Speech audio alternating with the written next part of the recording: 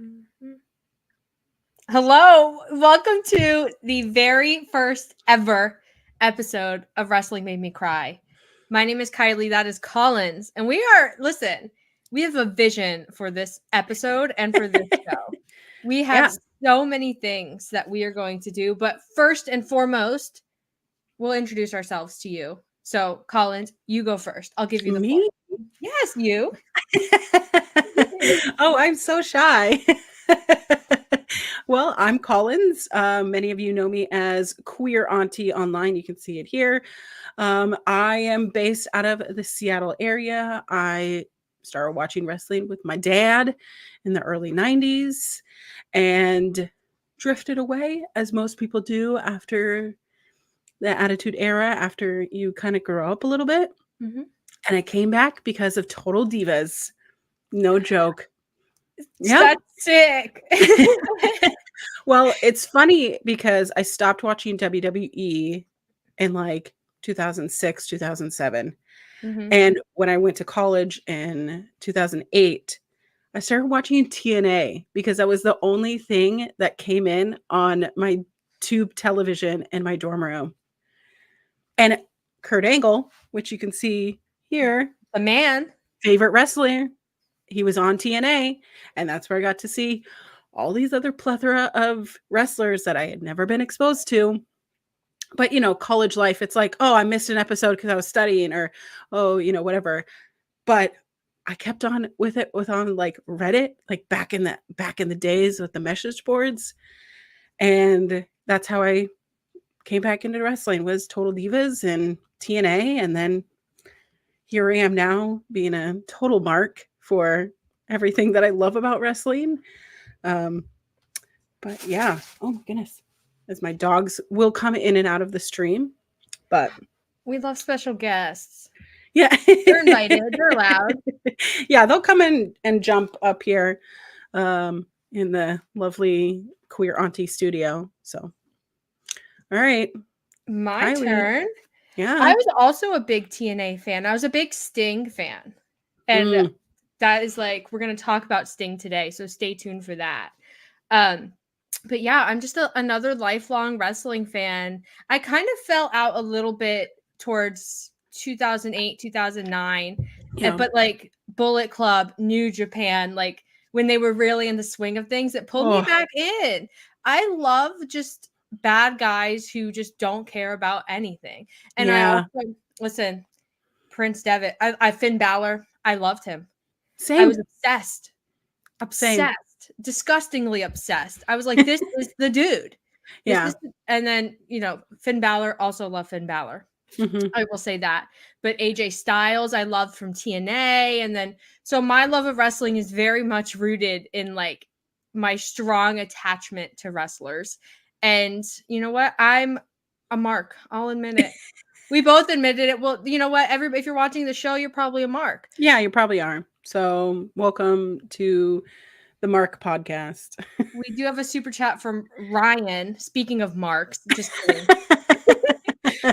If you're an OG Tag Talk fan, you probably remember Ryan with his joke. So this is probably might be a recurring thing, but the joke is, why did the orange cry? Someone heard its peelings. That's a good one. Ryan, over the course of Tag Talk's existence, Ryan had some really great jokes and some really bad ones. So like the standard has been raised, like Jason says, you know, quote unquote jokes. But listen, you know, we make do. Oh my gosh. I love it. Yeah. So that's our little intro. What is this show going to be about? It's basically, we kind of have a vision for it. It's going to be a positive space to talk about wrestling. We're not going to focus on negative things. And I ask that you don't also do that in the chat. We just want positive space to talk about, you know, cool things that are like feel good, heartwarming moments, like both in wrestling and in the wrestling fandom. We're just going to have a good time. And you know what? Yeah. I can already tell that this is going to be a good time. Collins and I did an episode of Tag Talk like a year ago or something like that. Mhm. The energy is just I matched. it's so funny because I would still get messages, like, months later because we were talking about the bloodline, Yeah. right? And I can't believe that that's still a thing. But we were talking about it, and it was like, where is this message coming from? And I'd be like, okay, thanks for the information about the bloodline. They were like, I just watched your episode. I'm like, what is happening? Are we? It was listen, that was a supreme episode of Tag Talk. You guys should go back and watch it.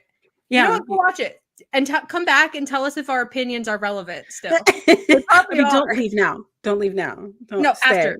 Yeah, you're staying. Everybody, if you're here, you're staying. You're just stuck here Yeah, now. you're That's just stuck. how it's gonna be. But after that, we've been kind of meaning to do a show together for a long time. Tag Talk ended on good terms. But I was kind of thinking, what is my next project going to be? And it was actually Collins who approached me and they were like, hey, I have a show. And then now here we are. We're doing the show. We're doing the dang thing. And oh boy, is it a good week to start. Mhm. So Yeah. Honestly, if you are here and you're in this chat, just know that both of us are going to be very honest about the things that we love. I mean, I just want to reiterate that we aren't going to, we're not going to influence you to hate anyone. We're not going to influence any sort of arguments. This is our opinions. And I believe that true emotion is the sole lifeblood of wrestling. So just because one person likes it and you don't, it doesn't invalidate your feelings. But just remember that these are our opinions. And if you want to talk about it, you can talk about it in the comments. Or the live chat. Thanks everyone for being here at the live chat. yes, thank you to everybody in the live chat. I see a lot of returning faces, which I'm super excited about. So let's get right on into it. I don't know if you guys saw, but AEW had a big show called AEW Revolution. And in the main event of the show, Sting actually retired from wrestling with his sons. Yeah. His sons were there, and they were also Sting. They There were three also Stings. It's the Spider-Man meme. Hey, hey, hey. You know the Spider-Man meme? Yeah, it was okay. I don't remember his son's name. I'm going to be completely honest with you. It's all a blur. But the fact that he was wearing his Sting's actual gear. Yeah. That's crazy to me. Yeah. And the match itself was great. They did splashes, they did like cool father-son moments, all that stuff. Well, I know their names are Steven and Garrett. I don't know which one is Steven and which one is Garrett, guys. Garrett is the Surfer Sting and Steven was Wolfpack Sting. There we go. Well, listen, when they came out on the stage, I thought for a second that it was actually Sting, like real Sting. And I was like, oh my, he's doing a throwback. I was like, that's so cute for your final match. But no, it was his son, which I think is somewhat better. Yeah. It was so cute. We saw glimpses of his son supporting him weeks ago on AEW Dynamite. They were in the front, which wrestling Twitter thirsted after them, which rightfully so. But just seeing them support their dad through everything. And we've seen a plethora of like iconic wrestlers and offspring. And sometimes they're not exactly like supportive of their parents' endeavors. A lot of them do have gripes to say, or, my dad was never there, or he was absent, or he kind of was like a really ishy father. But the things that they say about their dad is just, I mean, I don't know if it's just press. I mean, everybody has issues with their parents, but the way that they speak about him was really honest and heartwarming. And I feel like we all kind of felt that feeling too with them. So just seeing them be like really good people is like a testament to how Sting and his ex-wife co-parent or whatever. So I I also think sometimes wrestlers, when their kids show an interest in wrestling, they kind of push it away. And I think that's a Yeah. product of, an older era where wrestling was a lot more rough and tumble and dangerous for you personally as a human than it is now. So it was really nice to see Sting sort of invite his sons into that moment. And as a dad, he wants his sons to be there, but wanting them to actually participate. And the Young Bucks were perfect for this. They were just annoying and obnoxious and really allowed Sting and his sons to take the forefront, which they should have. It was his retirement match. Also, Darby was there. Yeah. Darby was there. Yeah. Could we forget the ladder spot? Jeez. There was a lot of discourse about the spot. Well, one thing I'll say is I thought it was a great testament to Darby's respect for Sting. Yep. That he would take that spot, which is going to be sort of immortalized forever, I think.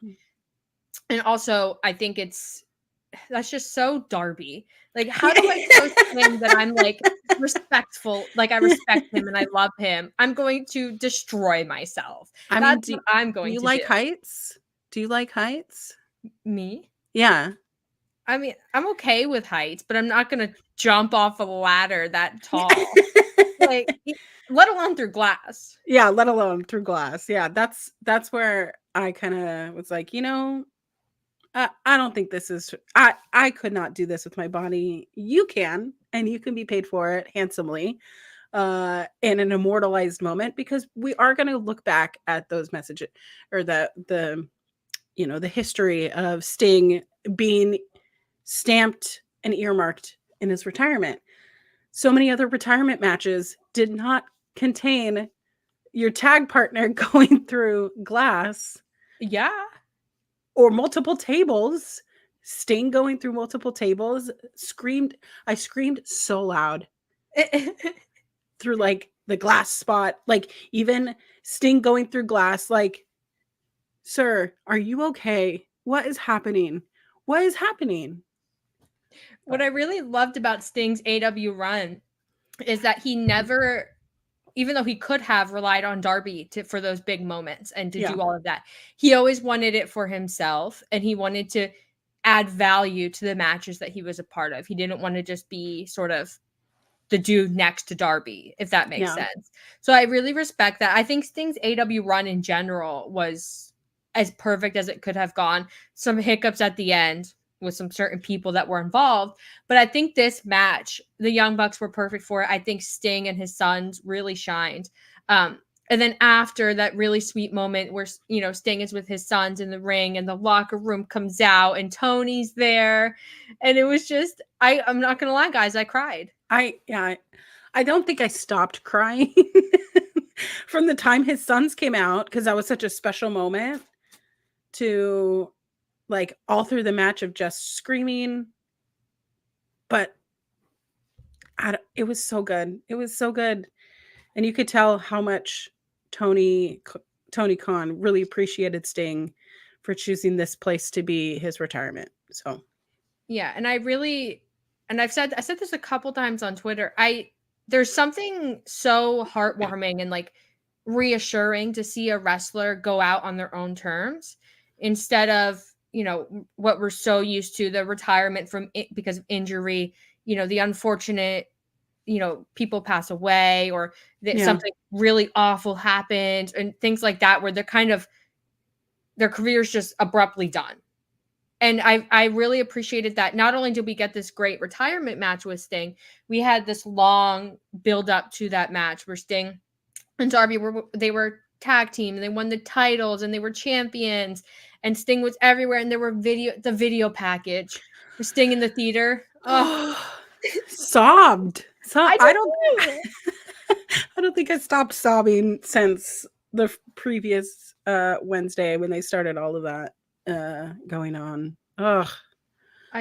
Sting is just such a unique performer. There's no one really in wrestling who has ever been like Sting, as versatile as Sting, as as a character. Also, just someone who's just so kind.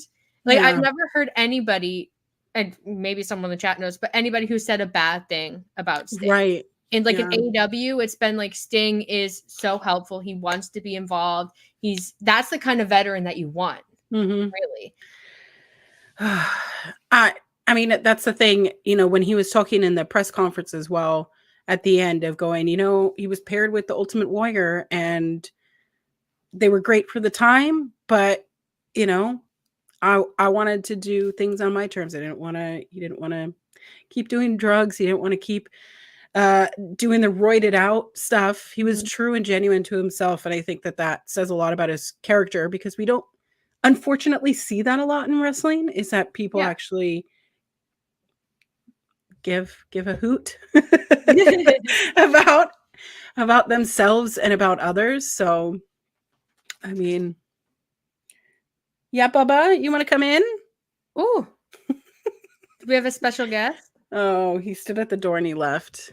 He's my Oh, little he's my Dobby-eared little boy. it's like I'll come back when they talk about Kyle. Yeah.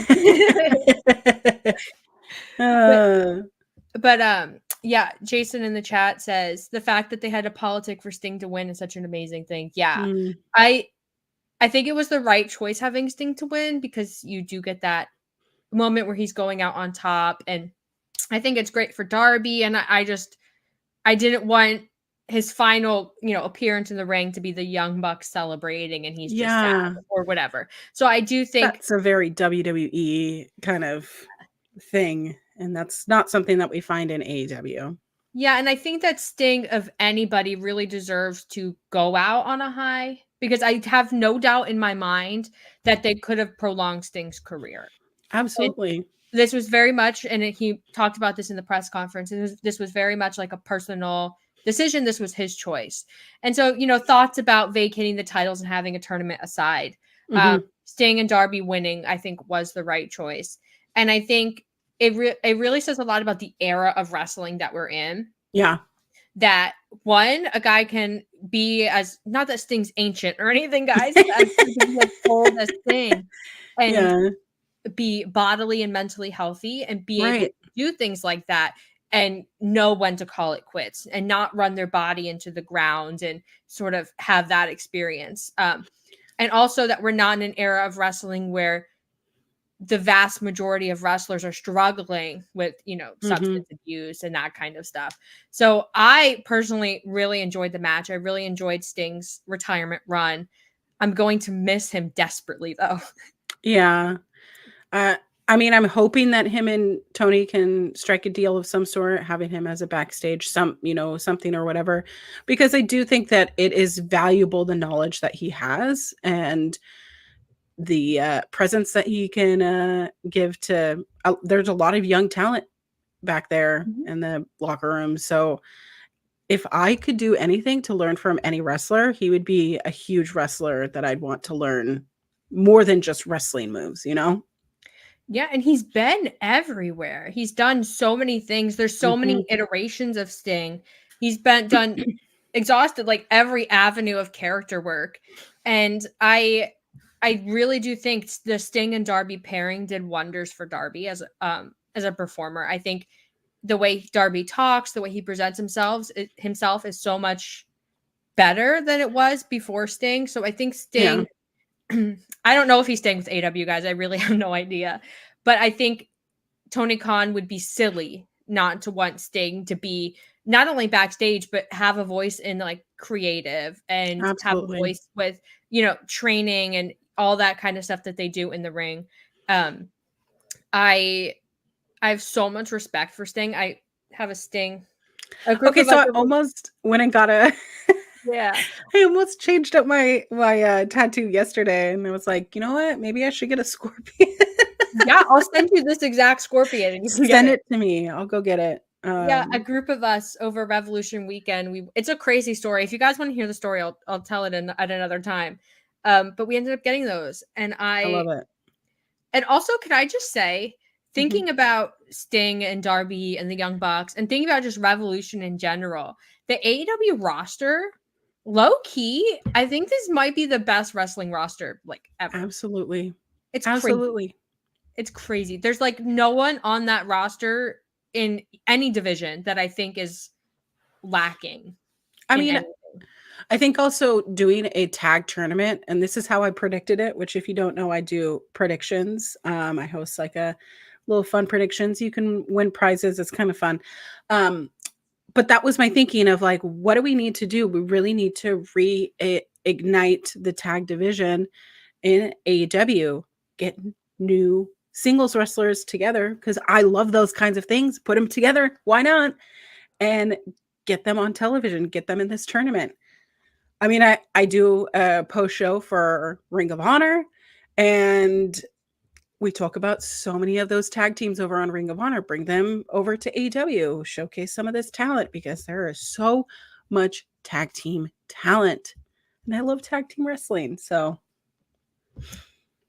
Brief pause. K Rob says a super chat. Thank you for the super chat. Says, being a little Stinger raised on WCW growing up and seeing him debut live for WWE in 2014 to his retirement was so cool and a full circle moment. good.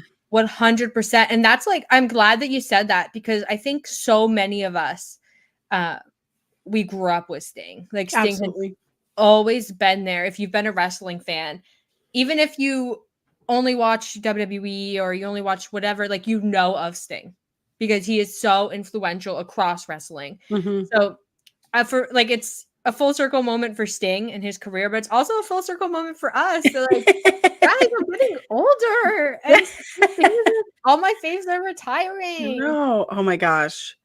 Yeah, I mean, my dad and I, did watch some wrestling, as a kid, and it's so cool to see the wrestlers that I was like, "Oh, this guy." I loved anyone who had face paint. Like that was my thing of like I loved the face paint. I loved it.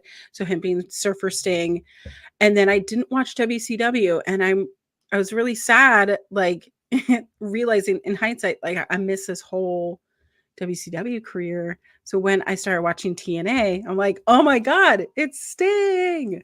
Ah!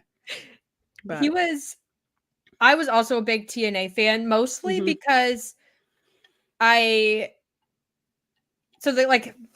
cable accessibility of where I lived, we could get, I think we could get Raw, we could get ECW, and we could get TNA. Or maybe it was SmackDown. We could get SmackDown or something yeah, we like could that. get SmackDown too, but I couldn't get Raw. I think it might have been that then. We couldn't get Raw. But I was a big ECW fan. And even WWE ECW, for whatever reason, I really loved it. And also, I lived in like a really rural area. And some of the only wrestling toys that you could get in the store were TNA. Yeah. Which was, I had a TNA ring. I had TNA figures. I don't know what was up with that. WWE was just like not there. Yeah. But listen, a big TNA fan. And Jason has a question, and I think it's funny. So we're going to read it. Jason says, curious on your thoughts, ladies, if Kyle teams with Abe Lincoln's wrestling trainer, Bob Fish, for the tournament. I'm sorry. Any Bobby Fish jokes? Put him here. I saw Abe Lincoln out of the corner of my eye, and I was like, what is this? If Bobby Fish wants to come back to AEW, I'm not going to turn him away. Absolutely. For the memes Where's the alone. lie? Where's the lie? Listen, we're talking veterans backstage. There's no more long-term veteran than Bobby Fish. There's no one alive in wrestling who's done it for hundreds of years like Bobby Fish. So listen, if he wants to come back, he's welcome. Yeah, always. Give me that Undisputed Era. I hear he's bald now. Whoa. So like, where's the hair? Oh my God. Has Bobby, listen, this is going to sound really bad, but has Bobby Fish, is he wrestling still? Like, is he still committed to being that singles guy? I don't know. I don't know. But Tony Khan should call him up. And listen, they're doing this whole Undisputed Kingdom angle, and he's bald in MLW. Oh. I didn't know he was bald. I knew he was doing stuff at MLW. I didn't know he was bald. Oh no, I feel like I need to see a picture of it. Yeah, you find a picture and I'll continue my discussion about Bobby Fish. But listen, I've never been a Bobby Fish hater. I just never. I loved Undisputed Era. I loved everything he did in AEW, and then his short, teeny, tiny little stint in Impact, which is now TNA. But where's the lie?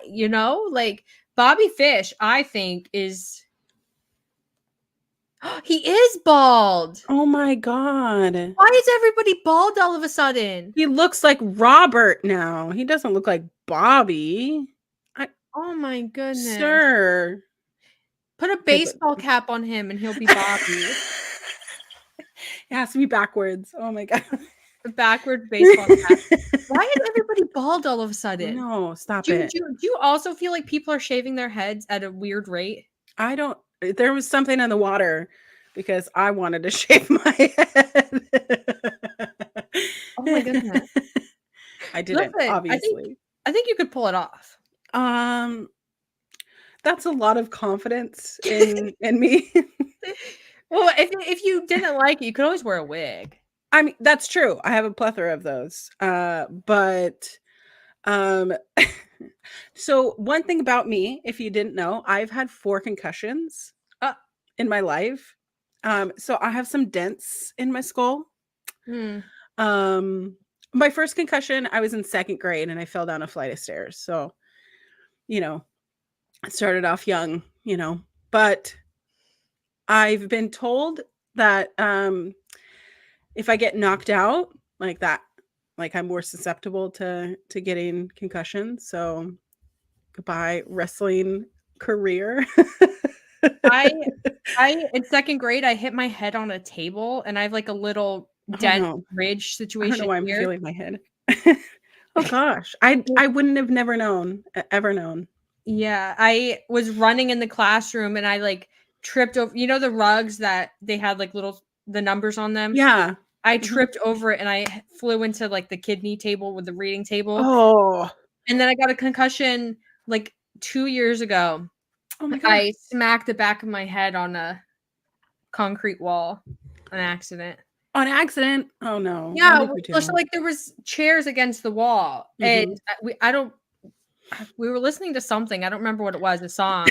And I just like headbanged and like cracked. So listen, concussion squad. Maybe that's why we cry a lot. Yeah. It's because I'm not mentally all there. I mean, it makes sense. In 4th grade, I was riding a bike without a helmet and I hit the curb. I was not supposed.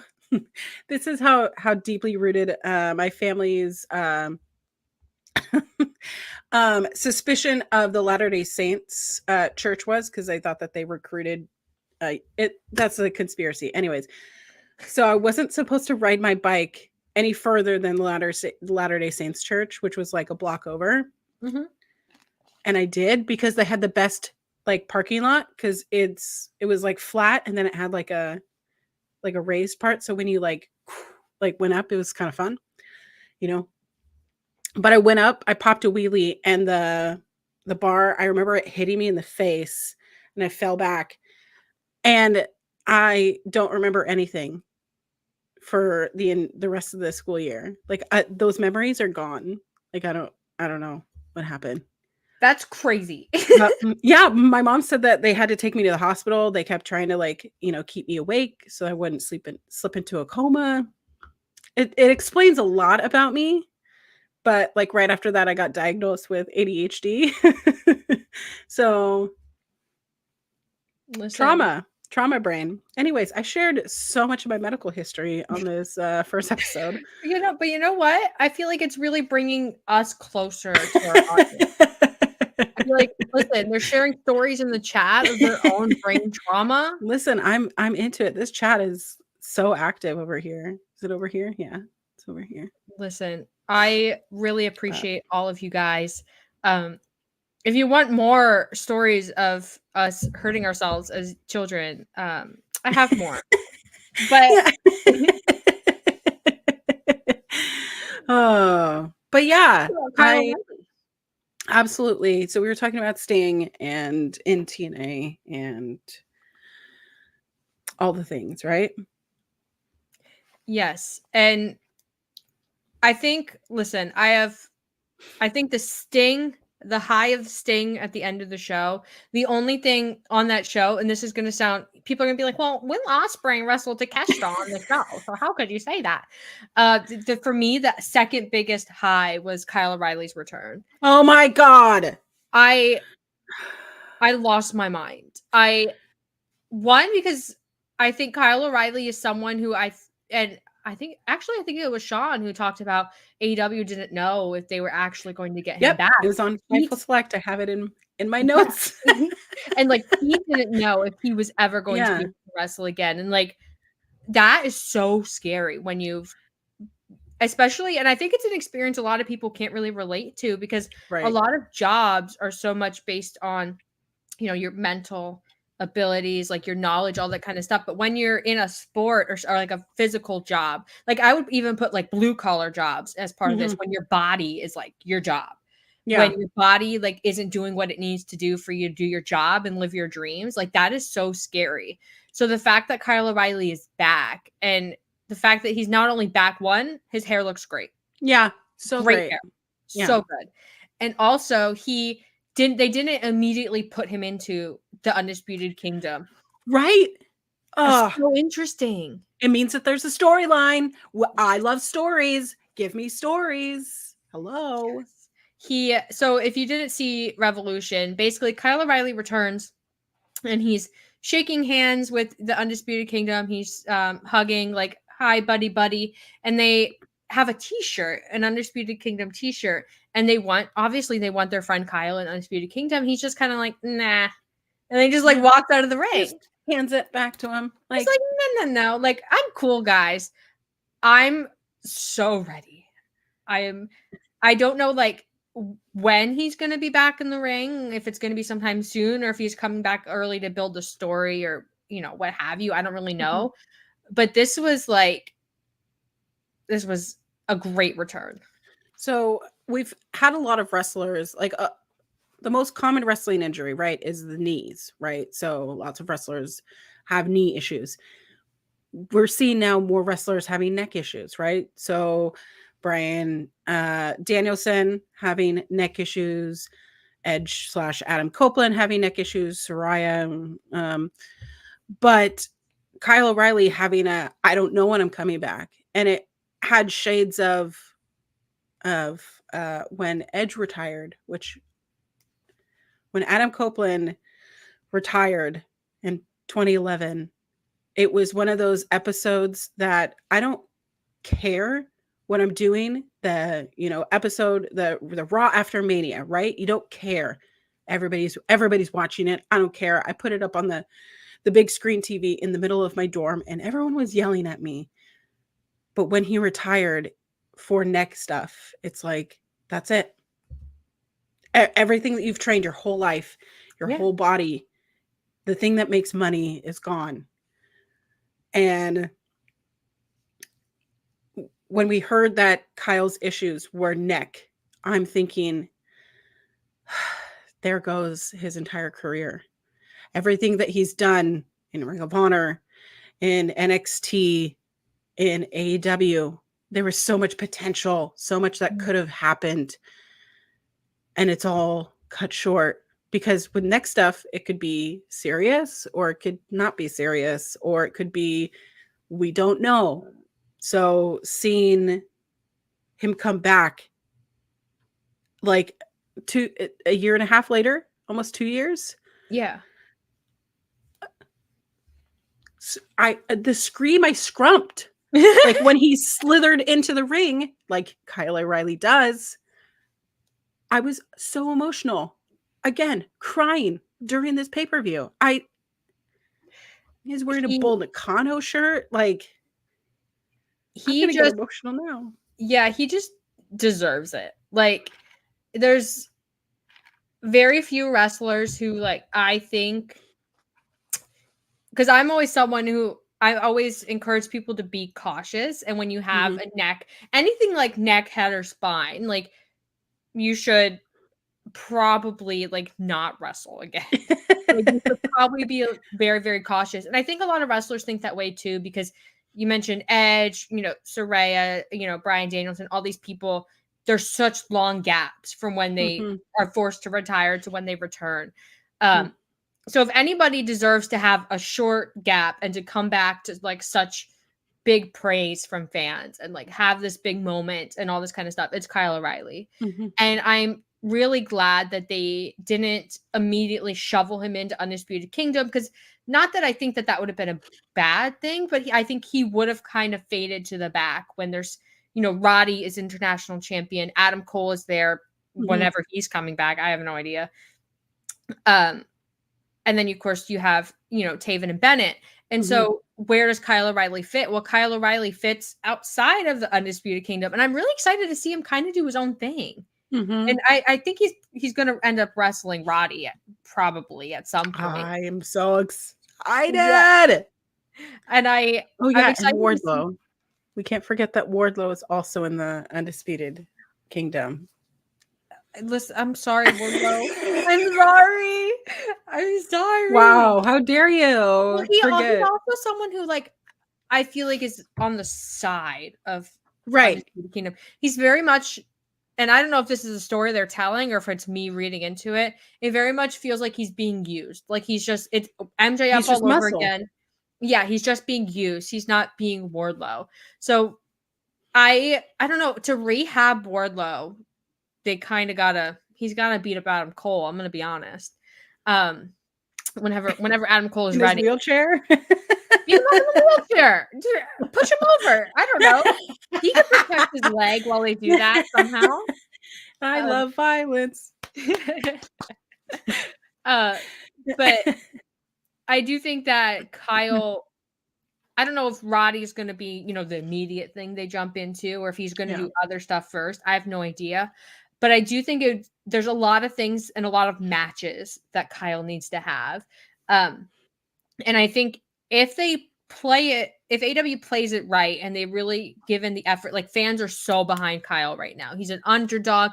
Everybody roots for the guy who, was almost forced to retire. And I tweeted this, like, he needs the full Brian Danielson treatment. Like, he needs to be able to go out there and put his heart and his soul out there for people and be that baby face that people are so glad is back, and just have all the matches he wants, all the stories he wants, the whole thing, because he almost would have never gotten that. Right. And I mean, if you were watching NXT during that time when Adam Cole was champ and he was having those matches against Kyle O'Reilly, I feel like there could have been more that could have come out, right? We want more. And it's not that I think that NXT censored or held back wrestlers, but I do think that this feud that we know there's still burning inside.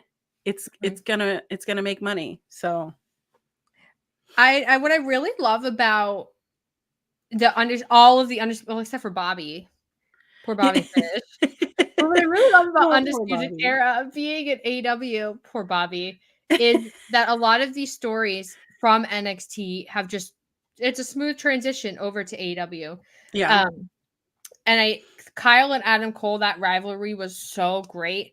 And I think it really carried NXT in a period where it was like not great. And I think about that one, listen, when they were feeding everybody to Karrion Kross, I think we can agree that it was like not great. And Jason says that I'm anti-bald. I'm not anti-bald. Did you just miss the part where, whatever. Okay. I'm not anti-bald. I mean, I'm clearly not anti-bald because, in a couple weeks I'm marrying someone who is bald, and we stan, Epiphante over here. Yeah, so call me anti-bald. Yeah. I love Claudio. Yeah, Claudio. I love Bennett. I love who else is bald? John Silver. Dax Hardwood. I keep saying Hardwood. I don't know why. That should have been his name. Hardwood. I love Simon Miller. That's so true, Ace. Oh. Listen, call me anti-bald. I'm not anti-bald. But You know, the yeah. bald bitch. Yeah, if anybody has a theory about why all of a sudden everybody is bald, when Mike Bennett put up that picture of him with the facial hair, I scrolled past on Twitter and he looks like Claudio. He looks just like Claudio Castagnoli. I was Oh, I was the shocked. only difference is their legs. Yeah, listen. AEW could build a whole faction of bald people. There are so many bald white guys too. There's so many of them. I'm kind of into it. Listen, if you're bald and you're rocking the bald head, Yeah. listen, more power to you. Yeah. You know, when you're bald, you have to put sunscreen on your head. Otherwise, you're going to have a sunburnt head. You do? Right? Yeah. Oh my Have goodness. have you I mean, you live in the land of the sunshine. Do you Yeah. not see bald people with sunburns on their head? No, but I guess it's probably because they're wearing sunscreen. Have you ever gotten a sunburn in your part? That's the No. worst. That's the first time I ever went to when I went to Harry Potter World. I didn't think that I would get a sunburn, and I was wearing like pigtails. Yeah. So I got it all the way down my head. It's a sunburn. I always get sunburn on my eyelids and Oh like my the tops of my ears. gosh. So you can't see my eyelids because I have a hooded eye. So I guess that protects me. So Mine are like a little bit hooded, but yeah. Yeah. It's a great thing to learn your anatomy in that way. But Yeah, everybody in the chat, wear your sunscreen. yeah. Like every day. Just don't let your skin touch the sun. Yeah, you don't want to be a wrinkly bald bitch, you know? Oh, and also like you don't want to get skin cancer. Oh yeah, skin cancer. Oh no, that's not something I should laugh at. I'm sorry. I'm sorry to everyone who has skin cancer. I'm sorry. I'm always now we're talking about skin cancer, but I'm always so paranoid about it because I do have a lot of like freckles and moles on my body. So I'm always like looking at them, checking like, do you look different today? Like, no. I don't have skin cancer, guys. I just got all of mine checked and we're good. So. Nice. Be proactive, guys. Mm-hmm. Listen, we are giving life advice on this show. This is exactly what I thought it would be. It's just good time community. I know. I love it. Listen, guys, be careful with your brain and your neck and your spine and wear sunscreen. Yeah. If you agree, like this video. We need to keep all the likes here. Come on. Like, share, subscribe to Fightful Overbooked. Do all the things. And you know, I do live in Florida and I do wear my sunscreen. I don't know if you could tell. It is very bright outside. My blinds are closed, but this is just like the life that I live now. It's just bright all the time. Oh, I've also been sunburnt in my eyes. In your eyes? Yeah. That's possible. Yeah, because when you go to the beach and the sun reflects off the water and the sand straight into your eyes, you can get like burns in them. Do you not wear sunglasses? I do, but like you get tan lines. So you gotta take them off. Listen, I never said that I was smart, okay? Although I have been that person that gets because I wear the oversized ones, so I'll get. But it's fine. I'd rather have that than a burned eye. You know what? I'm feeling judged a lot right now. Every time I see you, I'm just going to hand you sunglasses. Hey, Kylie, I picked these up at the airport for you. The only pair of sunglasses I own are a pair that a friend left at my house, and I took them from him. And now they're just mine. Oh, I mean, that's true. That is, I mean, if they're called abandoned property after a certain amount of days. Yeah, Jason says, apologize to Kylie. Haley was the one who mocked Nick Jackson's hairline. Yeah, I was never me. Yeah. Thank you for your apology, though. I don't hate bald people. I'm not anti-bald. Yeah, we're not anti-bald here. If anything, I think there should be more bald people. We should embrace it.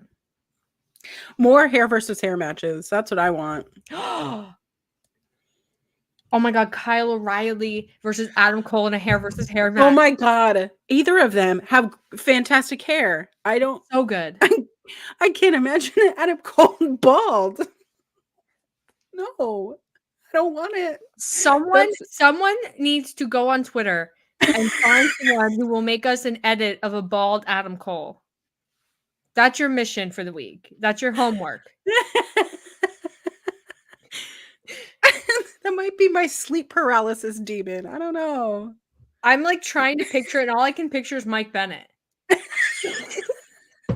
There's your tag team of all bald people.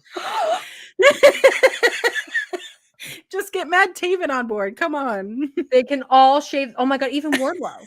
They can all shave. I mean, their he's head. already done it, right? He already had his little Samson, moment, right? Oh my goodness. Yeah, more hair versus hair matches. Someone in AEW needs to go make that happen for us. There's so many people with such great heads of hair. Jack Perry. He's in New Japan, but listen, Jack Perry, when he comes back to AEW, he's gonna be the dude. I'm totally down. I am so into it. I love his little goat head that he's been wearing. I love him. I love it. I love it. That's what we want for wrestlers, though. That's what we want, is to go, okay, I'm gonna do something new. I'm gonna do something. Oh, I thought you were gonna say goat heads. Oh, I was like, yeah, more goats. Yeah. No, branching out, doing other things. Yes. Oh my God. I think he's being a heel, and like for obvious reasons because of things that happened. But I think it's such a far cry from Jungle Boy, like with the waving the arms with Luchasaurus and all that. I'm excited to see him kind of branch out and be Jack Perry and not be Jungle Boy. So I'm excited about it. He did join House of Torture, which I have thoughts about, but that's for a different show. That's a different episode. Yeah. Or something. I love the scapegoat gimmick. I love the goat head. I love him being in Japan because I think he'll learn a lot as a wrestler. Yeah. And I think New Japan is really good about the young guys being good in the ring and performing to that level. So I'm excited whenever he comes back to AEW. I don't know when it's going to be, if at all. I'm excited to see him be scapegoat Jack Perry in AEW. Mm-hmm. I don't want him to come back and be Jungle Boy again. Whoa, whoa, oh, whoa. I would love the song, but well, my whole thing, that I've seen criticisms of Jack Perry is that he doesn't have a personality, that he can't do this, he can't do, and I'm like, have you let him speak? Because that's the thing that I'm noticing, that the way that he's speaking is so, he has this character now, and this is the thing, and it's instead of all over the place of I don't know what he is, to this is intentional. And if you are an intentional wrestler, I want to watch you. I want to give you my money. I want to give you my views. I want to talk about you on podcasts and cry about it. Be an intentional wrestler, be an intentional person, because that's what we want, is people being intentional and being excited and emotional. Be intentional. Don't be. And this is life advice from your auntie. Be intentional about your friends and the people around you, because if you're just going through life being vague, you're not invited to the party. Period. That's good life advice. This is the show of life advice, and I'm kind of into it. Like every week, we're just gonna have more life advice for you guys. Absolutely. But I do think that not to completely derail us from talking about the WWE Hall of Fame, but I do think that the Christian feud and the Christian story that Jack Perry had, I think it really did push him, like push the bounds of his character and what he wanted to do as a wrestler. I think he really found himself because he's also someone who was in wrestling young like super, super young. And I think him in AEW over the last 5 years, like those are 5 years of your life where you really do become a man and like you learn who you are as an adult and as a human being, and the relationships that you want, all that kind of stuff. So and also, can I just say, I am so for AEW sending more people to Japan to just be in Japan for a little bit. Absolutely. Like Japan does excursions. And I think that's a great system. I think it works really well. And so I would love to see AEW do more. Like there's so many young people in AEW that they could just, oh my God, we have a special guest. Yeah. Hi. Oh my here. goodness. Come here. You want to come up? Oh, sorry. Oh, that's awkward. Oh my goodness. This is my Penny Lane ham sandwich. You've all have seen her online. Hello. I want to squeeze. She smells like Fritos all the time. That's how you know it's a good dog. That's how you know. Everybody in the chat, say hi to Penny Lane ham sandwich. Oh my goodness. I need a dog. You do need a dog. I don't have any. I haven't had a dog in years. I need one. Okay, Mom's gonna keep talking, all right? You're. Here you go. You want this? There you go. Okay. Oh my goodness. I love dogs, guys. I also love, the big dog Roman Reigns, but Tribal Chief Roman Reigns, I'm ambivalent on. But back to the topic at hand. I love Jack Perry. House of Torture, I'm kind of on. I don't hate them. Like a lot of people hate them. They're just kind of there for me. But yeah, I'm excited about the potential. And also, I think it would kind of get Ring of Honor out of the space where it's like the place where whoever they don't have room for an AW goes. And then occasionally like a star pops in, like Eddie Kingston, and then disappears. If you could just send them to Japan or even like to Mexico, like they have these partnerships in Mexico. Yeah, like those partnerships are, I mean, I love Lucha. I love all these CMLL wrestlers that are making their way even just to appear on AEW or in a scramble or some sort of thing. Show me what you can do with that body, because that sounded really show me what you can do with that body. Make that money. Entertain me. That's what you're here for. I want to be entertained. Do the things, because some of these guys do things with their body that I couldn't even dream about. Hello. And if I wanted to learn how to do that, no better place to go. Yeah. And the American lucha scene is really good. And I'm not saying it's not. But when you watch guys who are in Mexico and they're like completely immersed in lucha libre and they're in these promotions like CMLL or AAA or what have you, like they get so creative and inventive with the spots that they do. And it's insane. And so when like at the beginning of AEW, when like Kenny Omega and the Young Bucks and Sammy Guevara and like all those guys, they went to AAA and they did stuff there. Like, I thought that was really cool. Yeah. And then we haven't gotten all that much of that way, but a lot of the guys from Mexico, from AAA and CMLL, have come to AEW, and it's been really, really fun. Like a lot of them I'm seeing for not the first time, but like the second or the third time, because I don't have that much time to watch a lot of wrestling from Mexico. Like I kind of have to go out of my way to find it. So I'm excited about it. Also, Chris with a super chat. He says, "Hello, daughter and auntie." Hello, Chris. Hello, dad. People who don't know that Chris is my dad joke are going to be so confused. Chris has been my internet dad for, I think, like 2 years. Oh my goodness. He's also, as Jason implies in the chat, he's also Bleacher Report technical support. So if you have issues, you should DM him on Twitter. Oh, good to know. Good to know. But listen, he's my internet dad. I think what started the joke was a quiz, and it was like, which of your Twitter followers is your family? And he was like, we barely knew each other, and it was like, this is your dad. And so that was just my dad. That's her dad. And now There we you know go. each other a lot, and it's been a great time. We have a growing family tree over here, so we do. We have Dad Chris Mueller over here. Mhm. We have, we have Auntie. We have me.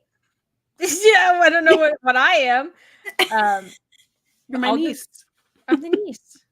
Everybody is my niece, nephew, or nibbling, because that's the gender neutral term for anyone. I'll be a nibbling.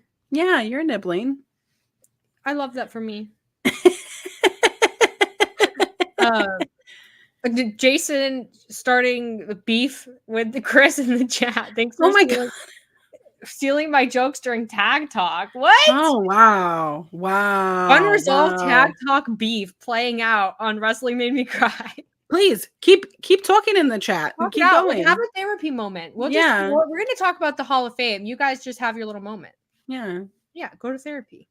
WWE has announced some of the Hall of Fame inductees for this year's class, and what a group that it is. And listen, not that people who were in the Hall of Fame before didn't deserve it, because they all do. You get inducted in the Hall of Fame, you deserve it, whatever. But like, heard it here. This to me, like this group, it feels a lot like the sort of the unsung heroes of wrestling, like real pioneers in wrestling, not just WWE guys who won a lot of titles and what have you. Right. Well, except for Paul Heyman. Well, it's in Philadelphia, so that's the birth of ECW. I think it's logical. Let's go, Paul Heyman being inducted. I mean, he's done so much. Although, sometimes I wonder if he really is the way that he is on television, if he's the same way in real life. He's such like a mysterious character, because even when he was going to conventions and things like that and doing panels and Q&As and what have you, he still very much is Paul Heyman. Like, he's very much the Paul Heyman character. Like, even when he's talking about like behind the scenes, like kayfabe breaking stuff, he's still Paul Heyman. So I don't know, but I do think Paul Heyman as a speaker, like as a mouthpiece, I think that he carries a lot of the creative weight of a lot of things in WWE, including the bloodline. I think not that oh my goodness, I don't want to invite the she hates the bloodline AW shill. This is a positive podcast, right? Yeah, I think that the bloodline is where it is, and I think Roman is where he is, and like is successful as a heel, a large part because of Paul Heyman. Absolutely. And I think people, not just in WWE, ECW, like all this kind of stuff, Paul Heyman has always been one of the biggest creative minds in wrestling. And so him being in the Hall of Fame, I think, is really well deserved. So I don't remember who it was, but someone was saying it's a little premature. Like, he's not really retired, blah, blah, blah. Like, Paul Heyman should have been in the Hall of Fame like 10 years ago. Right. Like, absolutely. If anything, we're late. Like, let's be honest with ourselves. Like, yeah.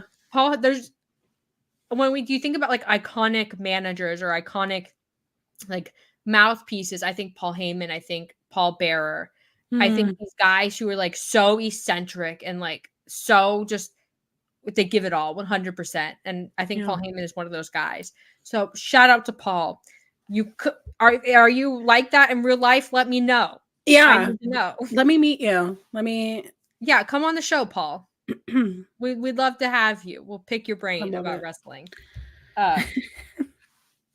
But there were also sorry, I'm just catching up on the therapy chat. Y'all are having fun. I love it. The US Express is going to be in the Hall of Fame. This is US Express is a tag team. It's Mike Rotunda and it's Barry Windham. I know, Collins, you have thoughts on this. I have lots of thoughts. So obviously, they are a two-time WWF tag team champion. They are icons in this space. Barry Windham, we know, is the father of Bo Dallas and the late Bray Wyatt. So I know that he's already been in the Hall of Fame with the Four Horsemen, but the tag team itself with Mike Rotunda is I'm sorry, I can't really like put into words the feeling that I have towards something that was so loved by much older people in the realm of wrestling, much more seasoned people who have had that history, to these territories where people really took them personal. Like they were their personal icons, they were their personal Hall of Famers. And the video that Triple H shared this week, having their live reaction brought me to freaking tears. And this is why I wanted to bring it up, because it is so well deserved. Mike Rotunda is not in the Hall of Fame previously. So having them together through so much during that time, especially with NWA and becoming a tag team together. It brings out that emotion of like, finally your hard work is being recognized and immortalized in this Hall of Fame. Is there any more recognized Hall of Fame in wrestling than the WWE, Wrestling Hall of Fame? I mean, you do have the, other promotions. It is recognized, but this is a huge honor.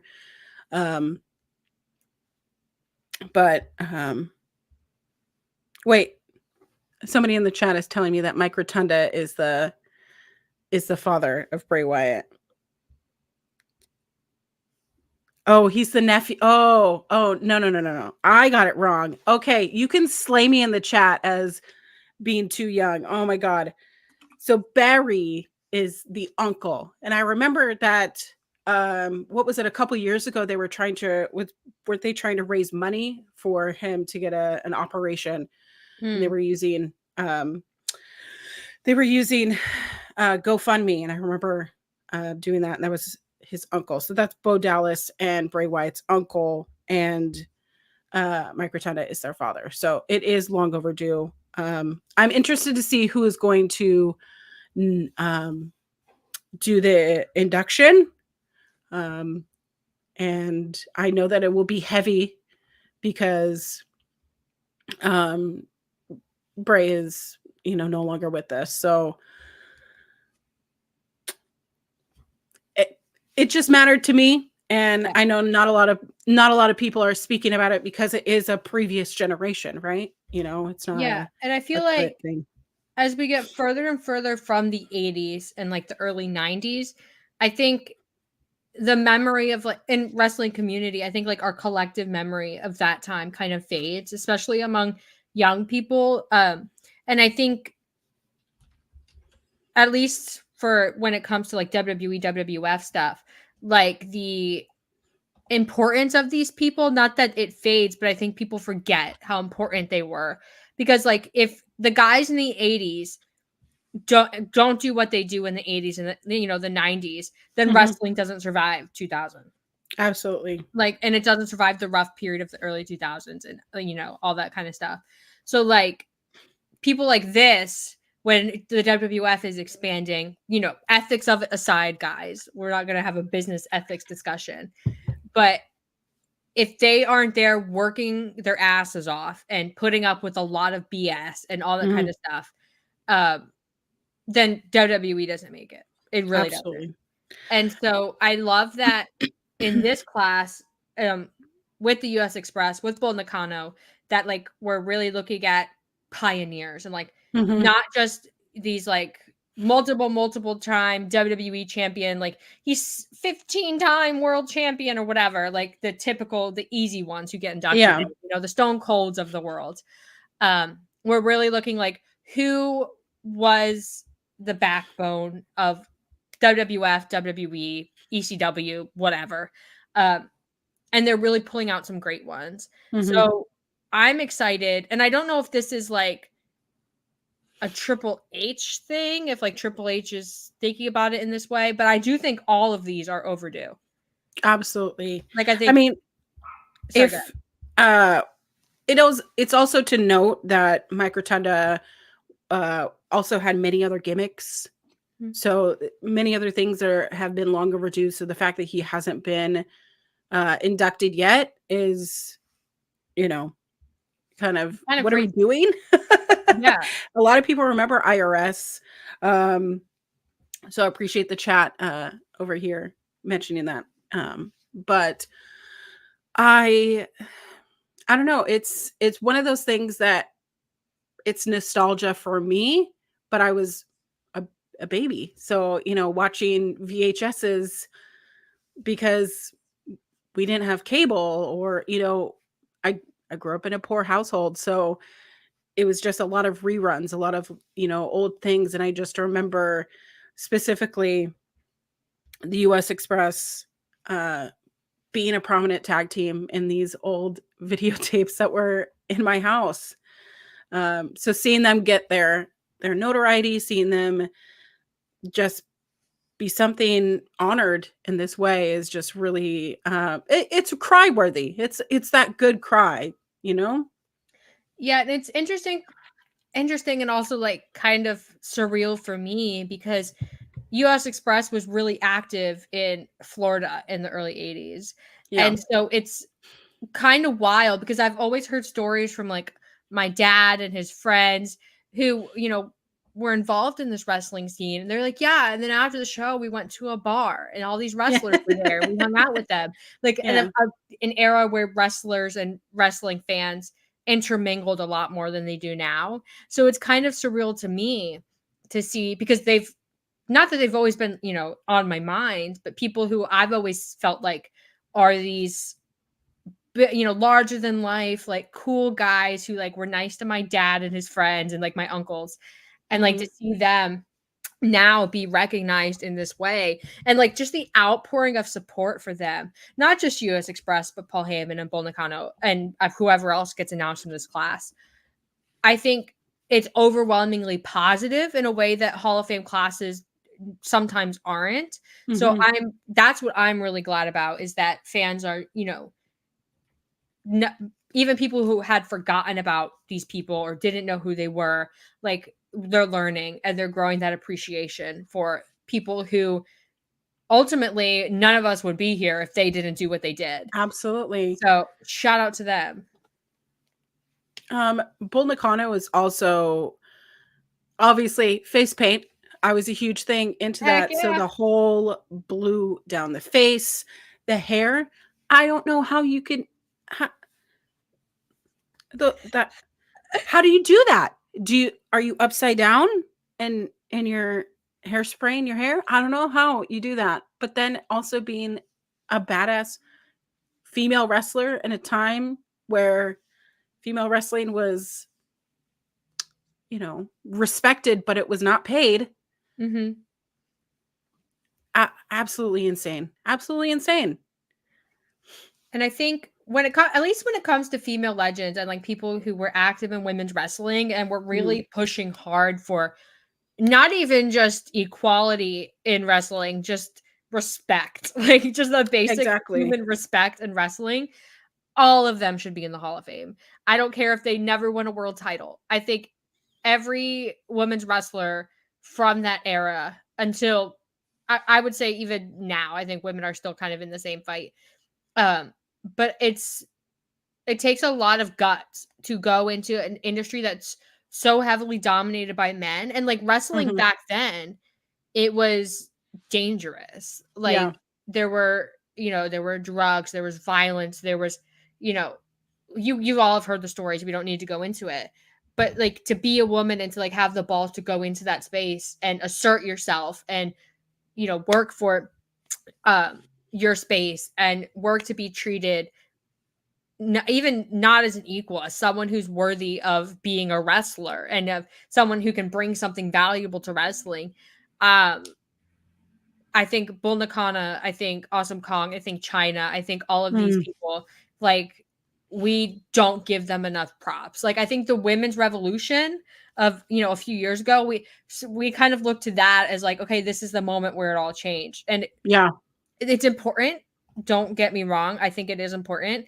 But I also think we don't talk enough about the women from like decades ago who were doing this work and suffering so hard under this like oppressive male regime. And then I think even the women of the Divas era, I think people don't recognize how hard they were pushing. Like, Yeah. you really do have to recognize that, like, it wasn't a linear shot from like divas to women's wrestling. Not that there's anything wrong with divas, but like, if there's no Bull Nakano, right, and there's no sort of the pioneers of women's wrestling for WWE, mind you, I don't want people to think that I'm like US centric for WWE, then you don't get anybody else. Yeah.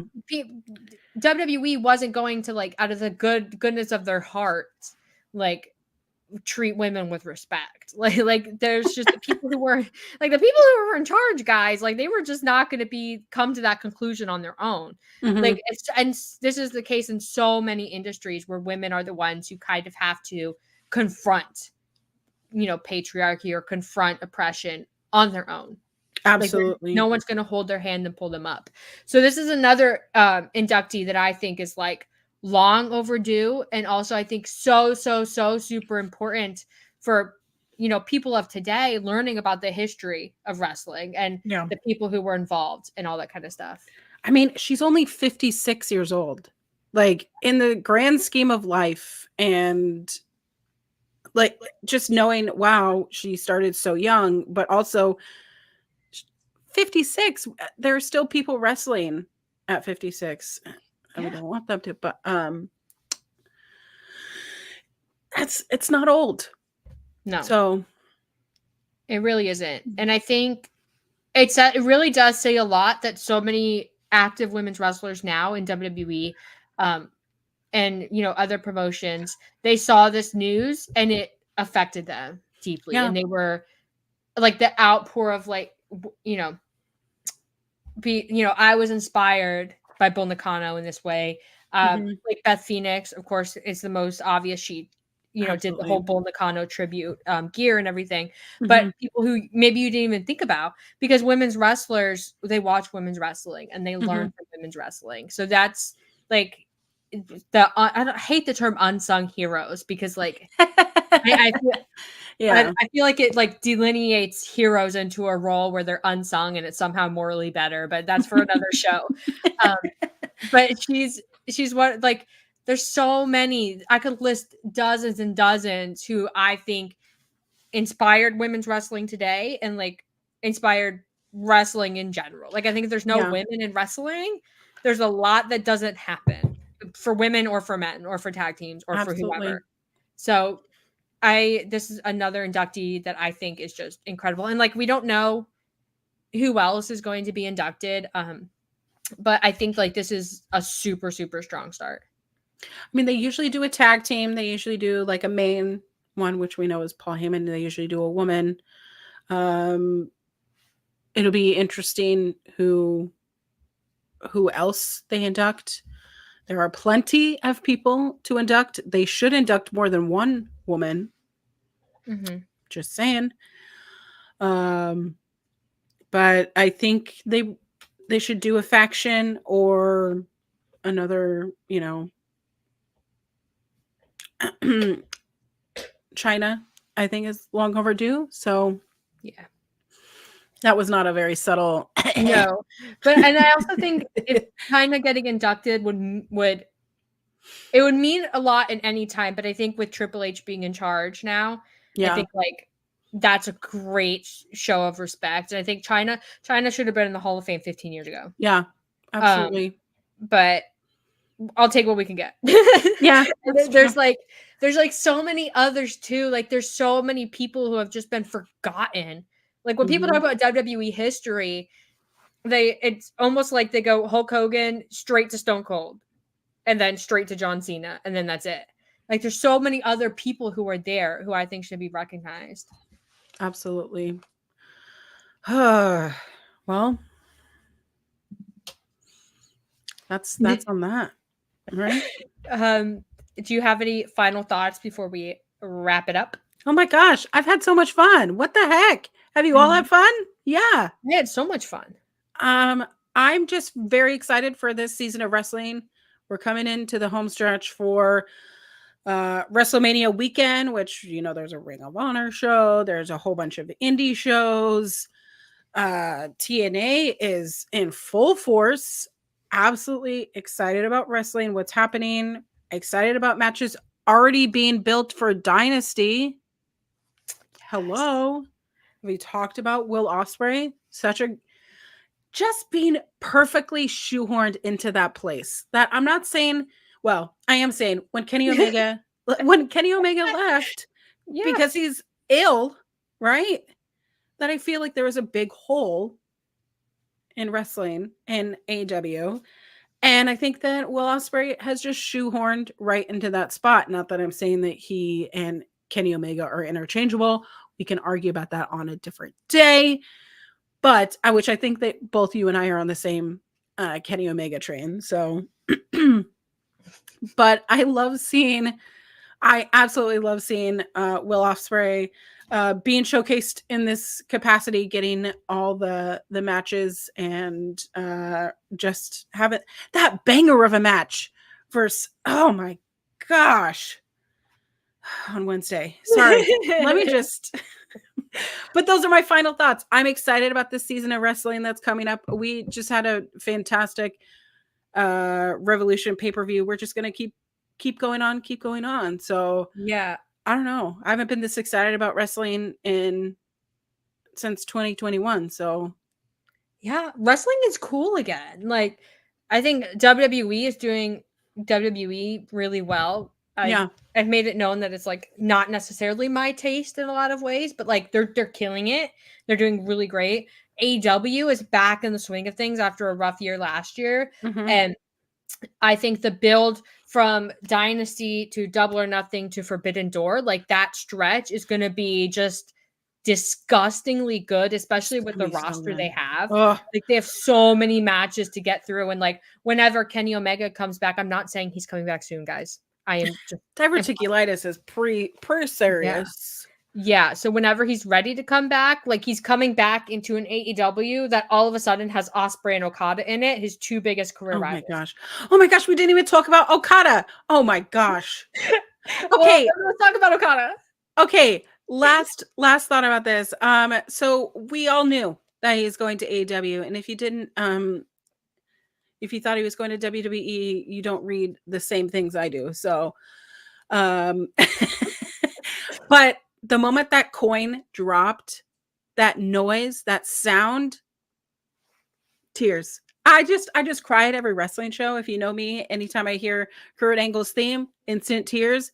Anytime I hear Eddie Kingston's theme, instant tears. Okada's theme, coin drop, sobbed. It's so cool. And I love that he came out and he became a heel. Like that was like so perfectly aligned. And if you know the being the elite lore of Okada wearing the Young Bucks gear, it's so good. He's such a goofball. And also AW put up also real quick, Kyle with the super chat. Good afternoon, all the best to you both and Kenny Omega. Yes, Kenny Omega, if you ever want to come on, he's streaming now on Twitch video games. If you ever want to come on the show and talk about video games, I'm also stepping my feet into the video game space. I never played video games as a kid because I wasn't allowed. But now I'm an adult and I'm playing some video games. I'm playing Texas Chainsaw Massacre. I'm playing dabbling. Good. Huh? You're a gamer. You game. I'm learning. I haven't played Street Fighter yet, which I know is what Kenny mostly Yeah. plays on Twitch. But Yeah, if he wants to come here and talk about video games, we'd welcome him. him and Mike Jabali were on the other day, and I was like, this is so weird that because here's the thing. My partner is very into Street Fighter. So I by proxy am into it. I've never played Street Fighter 6, but like every time I see it, I'm like, oh, I'll just watch an hour of this person streaming it on Twitch because why not? So I feel like I know how to play the game, but I've never played the game. So it's fun to watch. I've never played really any of those fighting games like Street Fighter or Tekken or what have you, but I've watched a lot of them. So they're fun to watch. Sometimes people stream games that like I think are just unfun to watch, and I think Call of Duty is one of those games. Oh my god, we are going on such a tangent. We're starting a war with Call of Duty fans over now. If I'm watching someone stream Call of Duty, it's a woman, and that's it. I'll just leave it at that. So I stream on Twitch, although I haven't streamed in quite some time. But I play The Sims. So I love The Sims. If you want me to keep playing The Sims on stream, I just get so self-conscious because there's so many good streamers that I'm like, what do I have to contribute? But if you want me to do that, let me know down in the comments or like send me a message because I'm just nervous. I'm just shy. I love The Sims. Oh my god, we are so derailed. Back to Okada. AEW put up a video where Okada was just being like super goofy, and like I genuinely get the impression that Okada is having the time of his life. Absolutely, like he is a goofy heel he's still like the final boss Okada, but he's also a young buck, but he's also a goofball, and he's also like just having fun beating up guys and no selling and like just having being a monster. Being a menace and being a monster. And that's exactly what Okada needs to be in AEW. And I'm so excited. I have no doubt in my mind that they're going to, when Kenny Omega comes back, they're going to, Ospreay's on the list. Okada has to be on the list. Jay White has to be on the list. Like all these unresolved New Japan things. Because when Kenny left New Japan, he gave the keys to the kingdom to those three. And they followed him to AEW like little goobers. So, so now it's like New Japan is suffering. I think we all know the situation in New Japan. But I'm so excited about all of this. And I guess that'll be my final thought is that Okada is a goofball, but also, and what does that mean where it's like, looks like a cinnamon roll could kill you? That's Okada. That's Okada. Oh my gosh, we didn't even get to talk about the Will Ospreay Takeshita. Sorry, my brain blanked. This hour of sleep. So good. That match, brutal. It's so good, and I love violence. So give it to me. I'm probably gonna go rewatch it while I go clean the kitchen or something. So, oh my goodness. Also, Kyle says, I'm sitting here going, give me Okada versus Swerve. Oh my! I think we're gonna go. We are like so off course, but I think it's gonna go Swerve. Oh well, Joe to Swerve to Okada. Okada to Ospreay to Omega to Hangman. Yeah. Give me that pipeline. Let's go. Any variation of that pipeline works, which is like wild to think that you have so many guys that they could just be world champion. I know. And it'd be good. AEW is like, it's so good right now. I know. I'm so excited. Do you have anything that you want to plug before we wrap up? I'll just plug my social media. You can find me at _queer_auntie. I'm on Twitter. I'm on Instagram. I'm on TikTok. TikTok, though, is like for my outfits.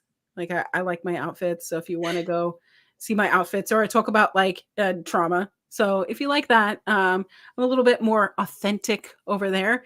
But you can always find me on Thursdays over at our local establishment talking about Ring of Honor. You can find me here every Sunday. Thank you guys so much for coming for our first episode. You can always participate in predictions every week. Find me on Twitter and I'll be talking about it. If you want to be part of my Discord where we just talk about predictions and fantasy book wrestling, send me a message. We'll get you in there. Let's go. Let's predict. Come on. But yeah. Heck yeah. Yeah, listen, I am so glad to be doing this show, but I'm even more glad to be doing it with Collins because like we are so similar. We just vibe. We vibe. And I think you guys could tell from this episode that with this show, it's going to be unhinged. It's going to be unpredictable. We might get distracted and never talk about wrestling. Yeah. You never know, but I think it's like the value of the show. Yeah, absolutely. Listen, some people have followed me because I was the crying person when Adam Copeland came to AEW. So if anything, if you want to cry and, let us be the leaders of crying, come follow us. Period. You can follow me on Twitter at Kiley Wrestling. Listen, I'm so annoying, but like, no, you're not. The last few days have been really crazy for me on Twitter. I'm going to be honest, guys. But you know what? I share a lot of thoughts about a lot of things. You can follow me on Twitter. And then also, Wrestling Made Me Cry. We're going to be live every Sunday, 12 p.m. Eastern, 9 p.m. 9 a.m.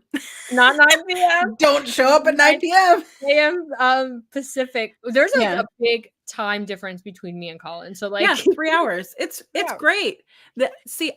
My day job, I go in at 6 a.m. because I have to be ready for East Coast stuff. So I'm up.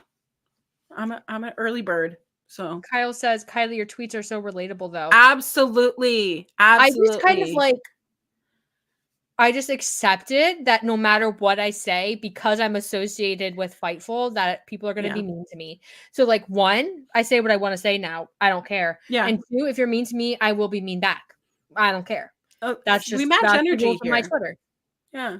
That's the rules. If you want to be on my Twitter, you got to obey my rules.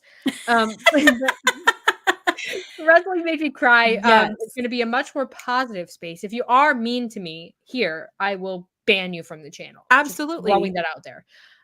Yeah. And we're going to talk about just some fun, good time stuff, And like, look, we had a whole thing planned and we talked about a bunch of other things. And that's like, you have to be here, really. Yeah. So every Sunday, noon Eastern, 9 a.m. Pacific, wherever you fall in there otherwise. That's 5 p.m. in the UK. Oh my gosh. Midnight in Australia, I think. I'm not good with time zones. That's not why you're here. You're here for my wrestling takes and my jokes. So thank you guys so much for being here for our first ever episode. I know. Listen, I was a little bit nervous coming back after Tag Talk ended. I took a really big hiatus to get my life in order, but I'm glad I'm here. I'm glad Colin is here. It took me 6 months to get you, right? Because Wrestle Dream was October. Yeah. It took me 6 months to get you. Although we had to convince me to come back to podcasting too. So that's another. It was an arduous journey, guys. It was yes. We were it was an uphill battle, but then one day we were like, let's just rip the Band-Aid off. Let's just do it. And you know what? I'm glad we did. This was so much fun. It's even more fun than I thought it was going to be when I was thinking about the show. Well, I'm excited. Next week I'll be on location, so it won't be in this lovely space, but I'll log in and I will jump in and we'll cry about wrestling. Hopefully we have I think we're going to have good stuff. I think this, especially because we're building to WrestleMania, we're building to Dynasty. It's going to be an absolute blast. But all that being said, and you guys so much for joining us and for being active in the chat. And thank you for everybody who submitted a super chat. And thank you to Drew, who shared a picture of bald Adam Cole. I wasn't going to share it, but it's really disturbing. I'll go ahead and retweet it. So I retweeted it too. So you guys go to my Twitter to see that. It was Yeah. really, I saw I had a Twitter notification. It was Bald Adam Cole. Iconic. Love it. More of those. More Bald Adam Please. Coles. If you want to send me a bald Kyle O'Reilly, I'd be into that. Bald Matt Taven. Put them Matt all Taven, together. Bald Wardlow. Yeah. Anybody you want to make bald, I'm into it. So send it my way. That being said, thank you guys so much for joining us. We'll see you next Sunday. This time. Yeah, Noon this time. Eastern. Yeah. Be here. 9 a.m. Bye.